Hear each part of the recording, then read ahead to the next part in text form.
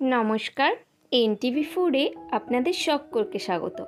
আজ আমি খুব পুরনো দিনের একটা অথেন্টিক এবং খুবই সুস্বাদু রেসিপি আপনাদের সঙ্গে শেয়ার করতে চলেছি।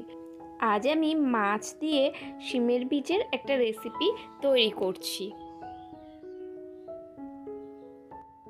রেসিপিটি তৈরি করার জন্য আমাদের সবার প্রথমে লাগবে শিমের বীজ। আমি এখানে 500 গ্রাম পরিমাণ শিমের বীজ নিয়েছি।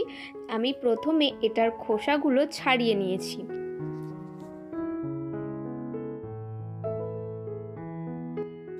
এখানে আমি নিয়েছি রুই মাছ, যেটা প্রথমে আমি 1 চা চামচ পরিমাণ হলুদ এবং হাফ চা চামচ পরিমাণ লবণ দিয়ে ভালো করে মাখিয়ে ম্যারিনেট করে নিচ্ছি। আপনারা চাইলে এখানে রুই মাছের বদলে যে কোনো মিষ্টি জলের মাছ ব্যবহার করতে পারেন।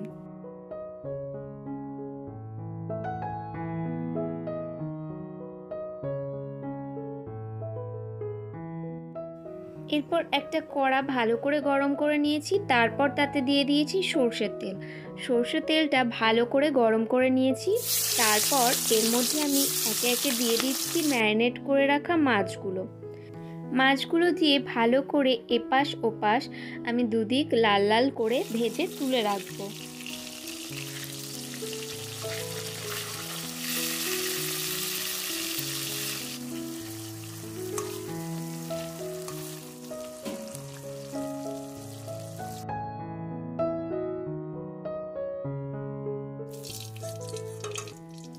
বেঁচে যাওয়া তেলটায় আমি দিয়ে দিচ্ছি একটি বড় সাইজের কুচনো পেঁয়াজ। পেঁয়াজটা খুব লাল লাল করে ভাজার দরকার নেই, একটু নরম হয়ে গেলে এর মধ্যে আমরা দিয়ে দেব একটি স্লাইস করা টমেটোটা দেওয়ার পরে একটু হালকা করে নাড়াচাড়া করে নিচ্ছি।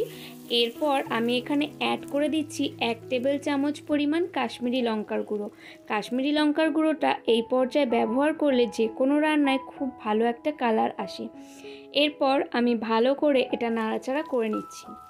এখানে এবারে আমি অ্যাড করে দিচ্ছি আদা, রসুন এবং কাঁচা লঙ্কা বাটা। এরপর ভালো করে সমস্ত কিছু কষে নিতে হবে যতক্ষণ না আদা রসুনের কাঁচা গন্ধটা চলে যায়।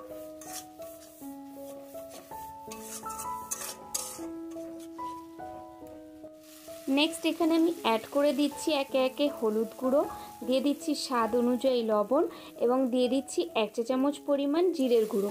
আপনারা চাইলে এরপর ধনে গুঁড়ো ব্যবহার করতে পারেন, কিন্তু আমি এই রান্নায় জিরের গুঁড়ো দিয়েই রান্নাটা করছি। এরপর মশলাটা কষানোর সময় খুব বেশি শুকনো মনে হচ্ছিল বলে আমি অল্প পরিমাণে একটু গরম জল অ্যাড করেছি। তারপর ভালো করে মশলাটা কষিয়ে নিয়েছি।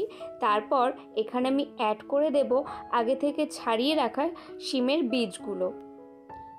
বীজগুলো অ্যাড করে দেওয়ার পর ভালো করে একটু কষিয়ে নিতে হবে।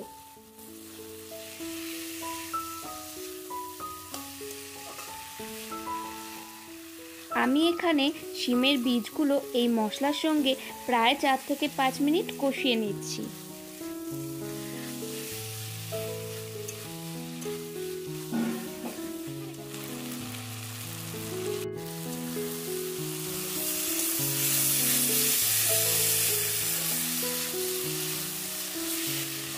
মশলার সঙ্গে এই শিম বীজ ভালো করে 4 থেকে 5 মিনিট কষিয়ে নেওয়ার পর আমি এখানে অ্যাড করছি গরম জল।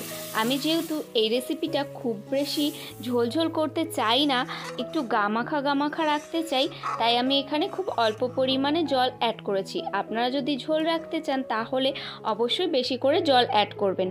এরপর আমি ঢাকনা বন্ধ করে রেখে দিয়েছিলাম 10 মিনিট। তারপর আমি ঢাকনাটা খুলে নাড়িয়ে নিচ্ছি, দেখে নিচ্ছি শিমের বীজ সেদ্ধ হয়ে গিয়েছে কিনা। শিমের বীজটা একদম সেদ্ধ হয়ে গিয়েছে। এরপর আমি এখানে দিয়ে দিচ্ছি ভেজে রাখা মাছগুলো। শিমের বীজ যেহেতু সেদ্ধ হতে খুব বেশি টাইম লাগে না, 10-12 মিনিট যথেষ্ট।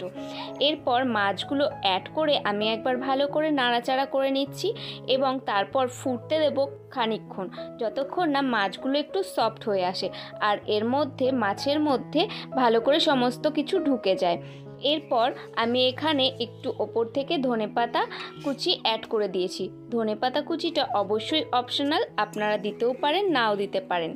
এরপর ভালো করে একবার মিশিয়ে নিয়ে আমি এখানে ঢাকনা বন্ধ করে স্ট্যান্ডিং টাইমে রেখে দেব কিছুক্ষণ। তারপর আমাদের রেসিপিটা রেডি হয়ে যাবে এবং এরপর আমি রেসিপিটা এখানে সার্ভ করে নিচ্ছি। আজকের এই রেসিপি আপনাদের কেমন লাগলো অবশ্যই আমাকে কমেন্ট করে জানাবেন, আর ভালো লাগলে লাইক করবেন। দেখা হবে নতুন কোনো রেসিপি নিয়ে অন্য কোনো নতুন ভিডিওতে। ততদিন সবাই সুস্থ থাকবেন, নিজের খেয়াল রাখবেন, আর রেগুলার নিত্য নতুন রান্না করে নতুন নতুন স্বাদের মজা নেবেন।